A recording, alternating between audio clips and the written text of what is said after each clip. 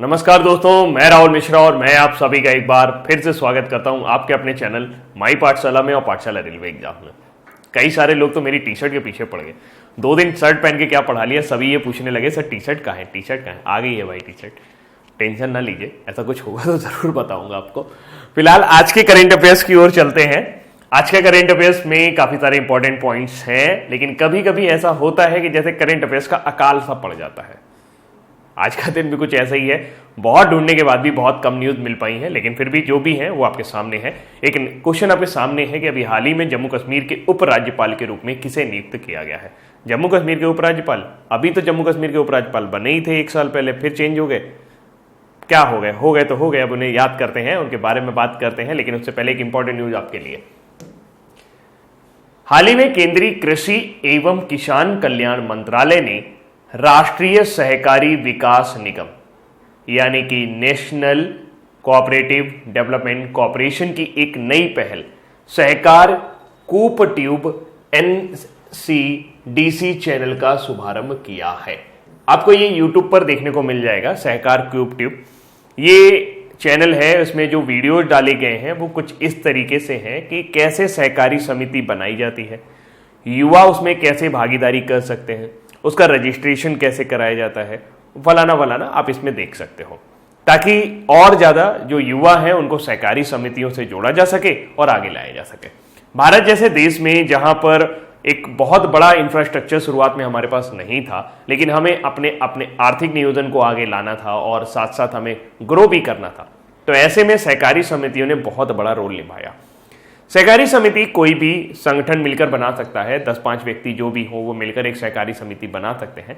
सहकारी समितियां एक तरह से आप समझ सकते हैं प्रोडक्शन डिपार्टमेंट होते हैं या प्रोडक्शन कंपनियां होती हैं। छोटी छोटी कंपनियों को ही सहकारी समिति आप कह सकते हो, जिसमें कुछ लोग मिलकर एक व्यापार शुरू करते हैं। अधिकतर सहकारी समितियां जो हैं वर्तमान समय में 10 लाख से अधिक सहकारी समितियां जो हैं छोटी बड़ी मिलाकर वो भारत के अंदर काम कर रही हैं। और सबसे बड़ी बात यह है कि ये जो सहकारी समितियां होती हैं ये अक्सर कृषि क्षेत्र में, दूध या डेयरी क्षेत्र में आपको काम करती हुई नजर आएंगी। इसमें होता क्या है कि कम लागत लगती है, रिस्क फैक्टर कम हो जाता है, क्योंकि मान लीजिए अगर मैं कोई व्यापार करने जाऊंगा तो मुझे खुद पूरा पैसा लगाना पड़ेगा, लेकिन अगर आप भी मेरे साथ आ जाएंगे, व्यापार करेंगे, तो पैसा आएगा तो दोनों को मिलेगा, नहीं आएगा तो दोनों को डूबेगा, लेकिन उतना पैसा तो नुकसान नहीं होगा ना एक पर्टिकुलर आदमी को। तो एक तरीके से रिस्क फैक्टर कम हो जाते हैं इसमें। और क्योंकि कई सारे लोगों की जो मेहनत होती है, मैन पावर आ जाती है, तो उसके लिए भी आपको खर्च नहीं करना पड़ता, तो बहुत आसानी से छोटे छोटे जो चीजें हैं वो ग्रो कराई जा सकती हैं। तो इसमें जो युवा है, युवा वर्तमान समय में भारत का युवा देखा जाए तो बहुत सारे लोग बेरोजगार हैं, तो उनको बेरोजगारी का एक समस्या का हल करने के लिए इस तरह से सहकारी समिति से उनको जोड़ने के लिए बात की गई है। और इसमें इस चैनल के माध्यम से उनको सिखाया जाएगा कि किस तरीके से आप सहकारी समिति बना सकते हैं, उनके रजिस्ट्रेशन कैसे कर सकते हैं। तो हाल फिलहाल इसका उद्देश्य किसानों और युवाओं को सहकारी समितियों का लाभ उठाने के लिए प्रोत्साहित करना है। सहकारिता के माध्यम से युवाओं के लिए रोजगार के अवसर भी बढ़ेंगे और केंद्रीय कृषि एवं किसान कल्याण मंत्रालय ने किसी सहकारी संस्था या समिति के गठन और पंजीकरण हेतु 18 विभिन्न राज्यों के लिए हिंदी और क्षेत्रीय भाषाओं में NCDC द्वारा निर्मित मार्गदर्शक वीडियो भी लॉन्च किए हैं। YouTube प्लेटफॉर्म पर चलने वाले सहकार कूप ट्यूब चैनल की शुरुआत, कूप का मतलब है कोऑपरेशन, उत्तर प्रदेश, उत्तराखंड, मध्य प्रदेश, बिहार, छत्तीसगढ़, झारखंड, हरियाणा, हिमाचल प्रदेश, तमिलनाडु, पश्चिम बंगाल, महाराष्ट्र, उड़ीसा, मिजोरम, त्रिपुरा, केरल, गुजरात, पंजाब व कर्नाटक राज्यों में की गई है। राष्ट्रीय सहकारी विकास निगम की बात करें यानी कि NCDC की बात करें तो इसकी स्थापना 23 मार्च 1963 को संसद के एक अधिनियम द्वारा कृषि एवं किसान कल्याण मंत्रालय के अंतर्गत एक सांविधिक निकाय के रूप में की गई है, मतलब ये कॉन्स्टिट्यूशनल बॉडी है। NCDC का उद्देश्य कृषि उत्पादन, खाद्य पदार्थों, औद्योगिक वस्तुओं, पशुधन व सहकारी सिद्धांतों पर उत्पादित कुछ अन्य अधिसूचित वस्तुओं और सेवाओं के उत्पादन, प्रसंस्करण, विपणन, भंडारण, निर्यात, आयात, मतलब कि उसका प्रोडक्शन से लेके उसको पूरा मार्केटिंग तक लेके जाने के लिए इसका प्रयोग किया जा सकता है। NCDC सहकारी क्षेत्र हेतु शीर्ष वित्तीय एवं विकासात्मक संस्थान के रूप में कार्यरत एकमात्र सांविधिक संगठन है, यानी कि अगर आपको लोन की जरूरत है तो ये लोन भी प्रोवाइड कराएंगे, आपको कोई चीजें सीखनी है, कोई नया प्रोडक्शन बनाना है तो उसके लिए भी ये आपकी मदद करते हैं। संगठन एवं प्रबंधन की बात करें तो निगम की नीतियों और कार्यक्रमों के निर्माण करने के लिए निगम का प्रबंधन एक व्यापक प्रतिनिधित्व वाली 51 सदस्यीय सामान्य परिषद में होता है तथा दिन प्रतिदिन के कार्यकलापों को निष्पादित करने के लिए एक 12 सदस्यीय प्रबंध मंडल में निहित है। अपने प्रधान कार्यालय के अलावा इसका प्रधान कार्यालय आपका दिल्ली में देखने को मिलेगा। इसके 18 क्षेत्रीय और राज्य निदेशालय के माध्यम से ये कार्य कर रहा है। वर्ष 1963 में 22 करोड़ रुपए के छोटे से अमाउंट से शुरू किया था इसने, और आज 2019-20 के दौरान इनका जो अमाउंट है वो 28,000 करोड़ रुपए तक पहुंच चुका है। टर्नओवर यहां तक पहुंच चुका है। एनसीडीसी ने पिछले 6 वर्षों में काफी ज्यादा प्रगति की है। अगली जानकारी है सेबी के जो चेयरमैन है अजय त्यागी जी, उनका टर्म बढ़ा दिया गया है और अब उनका जो टर्म है वो फरवरी 2022 तक कर दिया गया है। तो केंद्र सरकार ने भारतीय प्रतिभूति एवं विनिमय बोर्ड सेबी के प्रमुख का कार्यकाल बढ़ा दिया है। इनका कार्यकाल इस साल सितंबर के आखिर में खत्म हो रहा था। केंद्र सरकार ने त्यागी के कार्यकाल को फरवरी 2022 तक के लिए बढ़ा दिया है। केंद्र सरकार ने इससे पहले त्यागी के कार्यकाल को इसी साल फरवरी में 6 महीने के लिए बढ़ाया था। तब उनका पहला 3 साल का कार्यकाल खत्म होने के करीब था। उनका कार्यकाल 1 सितंबर 2020 में से 28 फरवरी 2020 तक के लिए बढ़ाया गया है। आमतौर पर सेबी के प्रमुख का कार्यकाल 2 साल तक के लिए बढ़ाया जाता है। तो सेबी के प्रमुख हैं अजय त्यागी, अब इनके कार्यकाल को विस्तार दिया गया है। सेबी के बारे में एक इंपॉर्टेंट न्यूज, ये उतना इंपॉर्टेंट नहीं है कि अजय त्यागी का कार्यकाल बढ़ाया गया, उससे ज्यादा इंपॉर्टेंट न्यूज ये थी कि सेबी क्या करती है, ये बाजार का नियामक है। यानी कि चाहे इंश्योरेंस सेक्टर हो, चाहे आपका कैपिटल मार्केट हो, चाहे आपका शेयर मार्केट हो, उसके जो भी रूल्स एंड रेगुलेशंस हैं और जो भी कंपनियों का ऊपर नियमन करना होता है, जो भी उनके ऊपर रेगुलेशन लगाने होते हैं, वो सेबी लगाता है। तो सेबी के ऊपर काफी बर्डन आता था। तो ऐसे में इंश्योरेंस और कैपिटल मार्केट सेक्टर को अलग करके एक नई अथॉरिटी को दे दिया गया और उस अथॉरिटी का नाम रखा गया international financial service centre authority, जिसको अभी हाल ही में गांधीनगर गुजरात में डेवलप किया गया। इसका गठन IFSCA एक्ट यानी कि international financial service centre authority act द्वारा डेवलप किया गया है। और ये जो है, ये जितने भी रेगुलेशंस आते थे RBI, सेबी और पेंशन फंड रेगुलेटरी और डेवलपमेंट अथॉरिटी, उनके अंतर्गत जो भी काम आते थे वो उनका बर्डन हल्का करने के लिए इसको लिया गया है। इसमें 9 सदस्यीय मेंबर होंगे जिनको 3 साल के लिए कार्य पर दिया जाएगा। सेबी की बात करते हैं तो भारतीय प्रतिभूति और विनिमय बोर्ड भारत में प्रतिभूति और वित्त का नियामक बोर्ड है। इसकी स्थापना 12 अप्रैल 1988 में हुई थी, जबकि उसको वैधानिक मान्यता जो है वो 30 जनवरी 1992 को मिली है। वर्तमान समय में अजय त्यागी इसके हेड है और संस्थापक तो भारत सरकार है ही। इसका मुख्यालय मुंबई में है। इनसे जुड़ी हुई एक न्यूज अभी SSC ने पूछ लिया था एग्जाम में कि सेबी का अभी हाल ही में एग्जीक्यूटिव डायरेक्टर किसे बनाया गया, कार्यकारी निदेशक। तो एग्जीक्यूटिव डायरेक्टर बबीता रायडू को अभी हाल ही में बनाया गया है और इस बात को मैंने कई बार रिपीट भी किया। तो अभी आपको क्या इंपॉर्टेंट मिला यहाँ पर? इंपॉर्टेंट ये है कि ये चीज मैंने आपको बताई थी कि गुजरात के गांधीनगर में अभी हाल ही में international financial service centre authority का डेवलपमेंट किया गया है, जो सेबी से इंश्योरेंस सेक्टर और कैपिटल मार्केट का बर्डन अपने ऊपर ले लेगा। यानी कि अब से इंश्योरेंस सेक्टर और कैपिटल मार्केट का जो रेगुलेटर होगा, अभी तो फिलहाल पूरी तरह से काम नहीं कर रहा है, लेकिन अब इसका जो रेगुलेटर होगा वो इसका होगा, इप्स का। ठीक है, चलिए आगे चलते हैं अगली जानकारी की तरफ। अगली जानकारी जो तस्वीर आप देख पा रहे हैं ये है मनोज सिन्हा। 2017 के विधानसभा में भारतीय जनता पार्टी को यूपी में बहुत अच्छे बहुमत से सरकार मिली। उसी का परिणाम यह है कि योगी आदित्यनाथ वर्तमान समय में आपके मुख्यमंत्री हैं। लेकिन जब योगी मुख्यमंत्री के नाम पर चर्चा चल रही होगी तो चल रही थी तो आपको याद होगा बड़ा हाई वोल्टेज ड्रामा हो रहा था। कभी किसी को मुख्यमंत्री बनता देखा जा रहा था, कभी कोई मुख्यमंत्री बनता हो जा रहा था। तो ऐसे में एक नाम सबसे आगे चल रहा था, मनोज सिन्हा का। मनोज सिन्हा इतना खुश भी हो गए थे बेचारे की वाराणसी तक चले भी गए थे मंदिर में पूजा करने के लिए, लेकिन फिर बाद में योगी आदित्यनाथ को बना दिया गया। तो ऐसे में इनको एक बड़ा पद देने की बात हो रही थी। हाल फिलहाल मनोज सिन्हा को जम्मू कश्मीर का राज्यपाल बनाया गया है। राष्ट्रपति रामनाथ कोविंद जी ने उन्हें जम्मू कश्मीर का उपराज्यपाल नियुक्त किया है। जम्मू कश्मीर क्योंकि केंद्र शासित प्रदेश और पिछले साल 5 अगस्त 2019 को जम्मू कश्मीर से धारा अनुच्छेद 370 को हटाया गया था और इसका 1 साल पूरा होते ही गिरीश चंद्र मुर्मू ने इस्तीफा दे दिया। गिरीश चंद्र मुर्मू ने अचानक इस्तीफा दिया है, जो वहां अभी तक जम्मू कश्मीर के उपराज्यपाल थे। दिन भर उन्होंने अपना काम किया और शाम के टाइम में अपने इस्तीफे की घोषणा की। ऐसा माना जा रहा है कि उन्हें कंट्रोलर ऑडिटर जनरल यानी कि नियंत्रक एवं महालेखा परीक्षक बनाया जाएगा और वो राजीव महर्षि की जगह लेंगे, जो कि अभी हाल ही में रिटायर होने वाले हैं।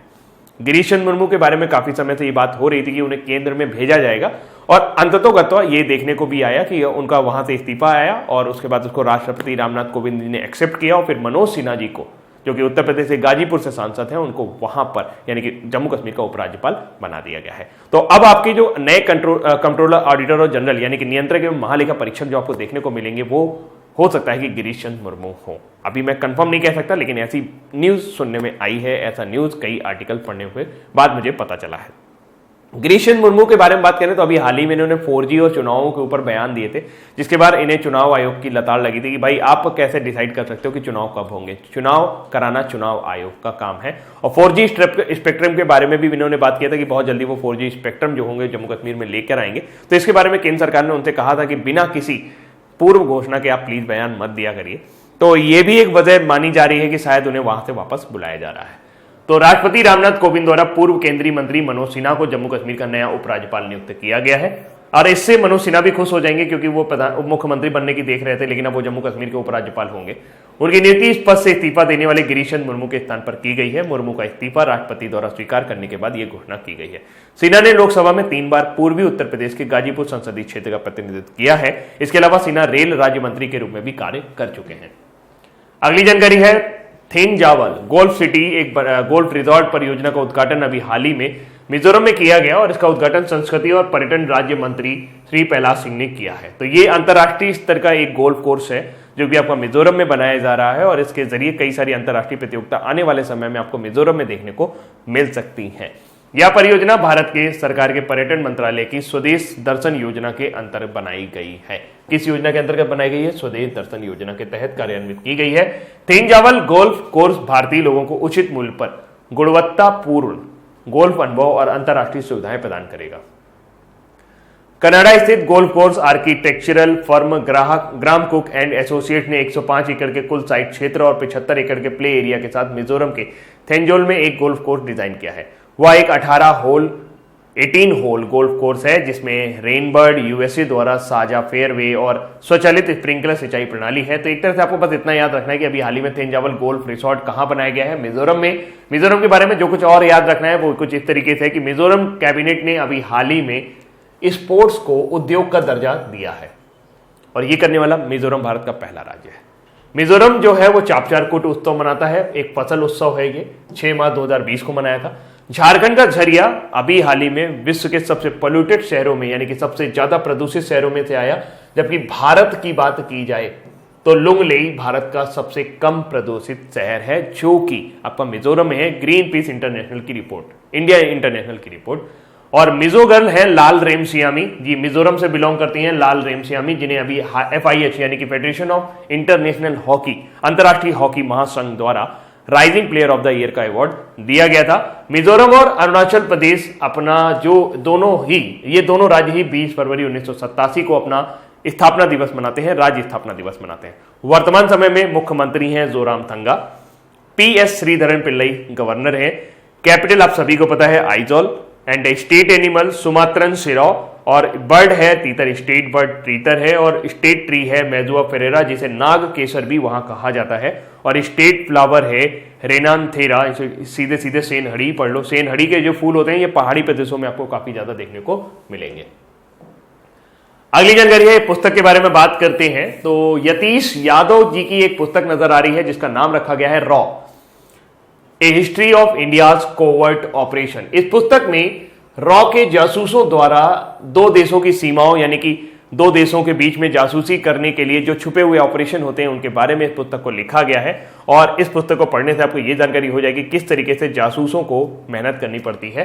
तो हाल फिलहाल ये पुस्तक लिखी है यतीश यादव, जांच पड़ताल करने वाले पत्रकार और यतीश यादव द्वारा इस पुस्तक को लिखा गया है। इस नई किताब में भारत की जासूसी agency research and analysis wing raw द्वारा किए गए वीरतापूर्ण कार्य संचालन की एक झलक मिलेगी, जिसमें बताया गया है कि किस तरह जासूसी कम्युनिटी में ग्रे दीवारों के पीछे वास्तव में कैसे ऑपरेशन को अंजाम दिया जाता है। यह पुस्तक एक गहन अंतर्दृष्टि प्रदान करती है और बताती है कि अपरिवर्तित क्षेत्र में गुप्त संचालन कैसे किया जाता है और वास्तविकता को दिखाने के लिए उसे कैसे बुना जाता है कि वो वास्तविक दिखे। इसके अलावा अभी तक जनवरी से लेकर अभी तक जितनी भी इंपॉर्टेंट बुक्स हैं उनका कलेक्शन मैंने आज आपको यहाँ पर दिया हुआ है, आप इसे जरूर पढ़ लीजिए। मैं कुछ टिक कर रहा हूं, उनको जरूर याद रखिएगा। जैसे एक commentary and digest on the air act 1981, अपूर्व कुमार सिंह की पुस्तक बहुत ज्यादा इंपॉर्टेंट है, इसको जरूर पढ़िए, इसको जरूर याद रखिए कि ये पुस्तक किसने लिखी है। The Bloomsbury anthology the great Indian poem, एक और इंपॉर्टेंट बुक, एंड द कर्म योद्धा ग्रंथ, ये अमित शाह ने विमोचन किया था, इसको लिखा नहीं था। बलवा मुख्तार अब्बास नक्की। इसके अलावा आप जो भी पुस्तक है उन्हें देख सकते हैं, पढ़ सकते हैं। बाकी आप इधर कोई इंपॉर्टेंट नहीं है, लेकिन इसके बाद वाली काफी इंपॉर्टेंट है, जैसे कि new India selected writing 2014 and 19। आपको याद सारी करनी है, लेकिन जिन पे मैं टिक लगा रहा हूं वो आपको निश्चित तौर पे याद करनी है। The winning sixer leadership lesson to master W.V.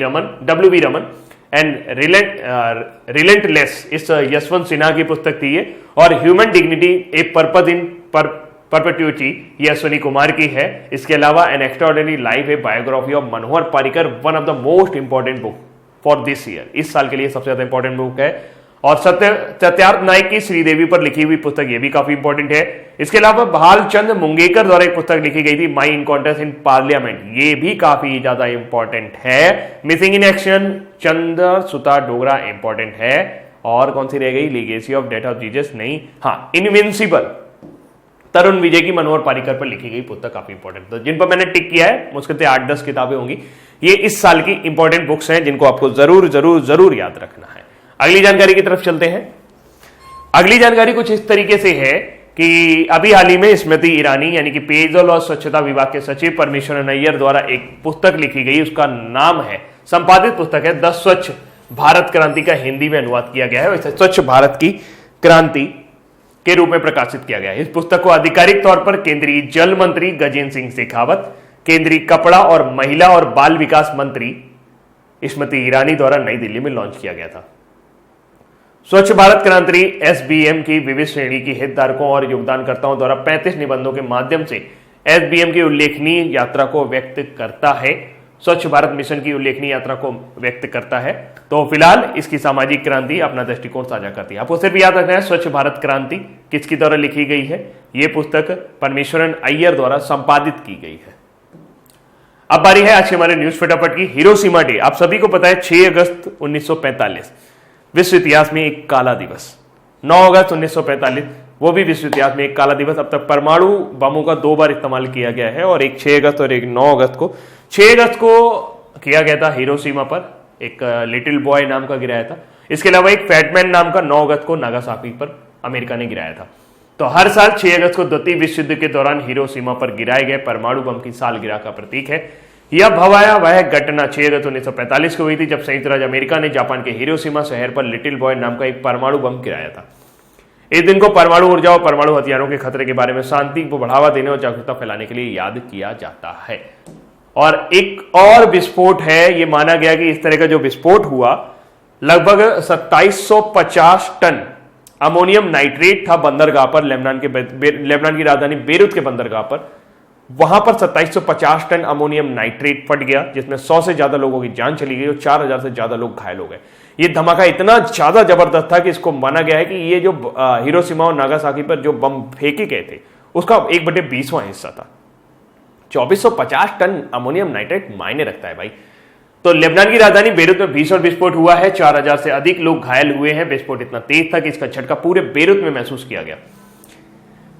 इसके असर से कई मकान ध्वस्त हो गए और खिड़कियों के शीशे टूट गए। बेरूत से 240 किलोमीटर तक साइप्रस द्वीप में भी इस धमाके की आवाज सुनी गई, और राष्ट्रपति माइकल एयन ने कहा है कि गोदाम में असुरक्षित ढंग से रखे गए 2750 टन अमोनियम नाइट्रेट के कारण यह विस्फोट हुआ है। लेबनान जो लगभग 15 साल गृह युद्ध में फंसा रहा, फिर उसके बाद सीरिया के हमले, और फिर उसके बाद प्रधानमंत्री रफीक हरीरी की हत्या के बाद वापस ये पटरी पर आया ही था। अभी एक पिछले साल मुझे लगता है कि अभी कुछ महीने पहले ही यहाँ पे नई सरकार चुनी गई जो लगातार आर्थिक नियोजन का काम कर रही थी, और उसके बाद इतना बड़ा विस्फोट। तो लगातार इस देश के साथ कुछ ना कुछ गलत होता चला जा रहा है। आइए आपको लेबनान घुमाते हैं। लेबनान क्या है? लेबनान अगर आप गौर से देखें तो ये मिडिल ईस्ट है आपका, नीचे अफ्रीका है, और ये छोटा सा देश भूमध्य सागर के पास है, मेडिटेरियन सी से जुड़ा हुआ लेबनान। इसके बगल में आपको सीरिया देखने को मिल जाएगा, और ये मिडिल ईस्ट एशिया में। आई थिंक आप क्लियर समझ गए होंगे कि कहां पर है। भारत ये है, इधर आप जाओगे तो ये भूमध्य सागर के पास है लेबनान। ये छोटा सा देश है। लेबनान मध्य पूर्व में एक देश है, और ये इसकी राजधानी बेरूत है। मुद्रा यहाँ पे चलती है लेबनानी पाउंड। वर्तमान समय में जो राष्ट्रपति हैं माइकल ऑन है। लेबनान आधिकारिक रूप से लुबनान गणराज्य बोला जाता है। पश्चिम एशिया में भूमध्य सागर के पूर्वी तट पर स्थित एक देश है। इसके उत्तर और पूर्व में सीरिया और दक्षिण में इजराइल स्थित है। अगली जानकारी है नोबेल पुरस्कार विजेता जॉन ह्यूम का अभी हाल ही में निधन हो गया। उत्तरी आयरलैंड के प्रमुख राजनेता और पूर्व नोबेल शांति पुरस्कार विजेता जॉन ह्यूम का निधन हो गया है। उत्तरी आयरलैंड में संघर्ष को समाप्त करने में उनकी भूमिका के लिए उन्हें डेविड ट्रिम्बल के साथ 1998 में नोबेल शांति पुरस्कार से सम्मानित किया गया था। तो ऐसा पूछा जा सकता है कि नोबेल पुरस्कार विजेता जॉन ह्यूम का अभी हाल ही में निधन हुआ, वो किस देश से बिलोंग करते थे? तो वो आयरलैंड से बिलोंग करते थे। अब बारी है आज के हमारे वन लाइनर की। स्वच्छ भारत क्रांति एसबीएम के लिए कई प्रकार के हितधारकों और योगदानकर्ताओं द्वारा कितने निबंधों के माध्यम से ये पुस्तक अपने एसबीएम की यात्रा को व्यक्त करती है, यानी स्वच्छ भारत मिशन की यात्रा को व्यक्त करती है? तो ये 35 निबंध इसमें है।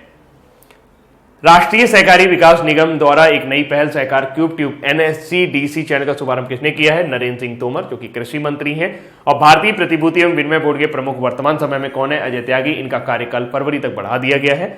और राष्ट्रपति रामनाथ कोविंद द्वारा किसको जम्मू कश्मीर का नया उपराज्यपाल नियुक्त किया गया है? तो वो है मनोज सिन्हा। केंद्रीय पर्यटन मंत्रालय के अधीन किस राज्य में थेंजावल गोल्फ रिजॉर्ट परियोजना का उद्घाटन किया गया? मिजोरम में।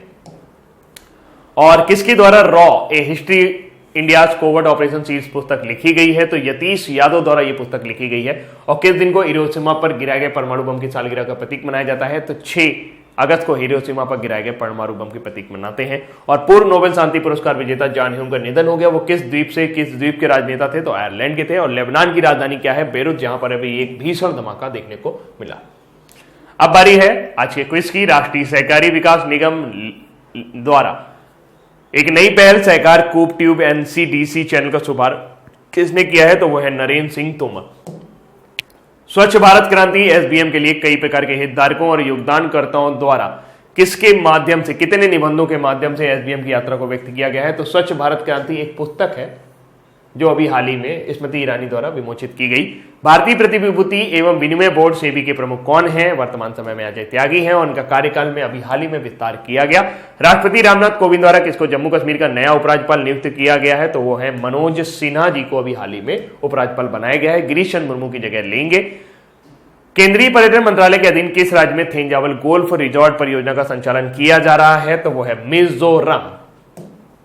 और किसके द्वारा raw history India covert operation series पुस्तक लिखी गई है? तो यह पुस्तक लिखी गई है यतीश यादव द्वारा। और किस दिन को हिरोशिमा पर गिराए गए परमाणु बम की सालगिरह का प्रतीक मनाया जाता है? तो 6 अगस्त को हिरोशिमा पर गिराए गए परमाणु बम की सालगिरह का प्रतीक मनाया जाता है।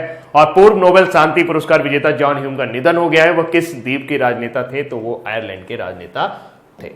तो दोस्तों रुक जाते हैं, एक रह गया। लेबनान की राजधानी क्या है? लेबनान की राजधानी बेरूत है। और आज के लिए इतना ही रखते हैं। उम्मीद करते हैं कि करंट अफेयर्स आपको पसंद आया होगा। Thank you so much. Bye bye, take care.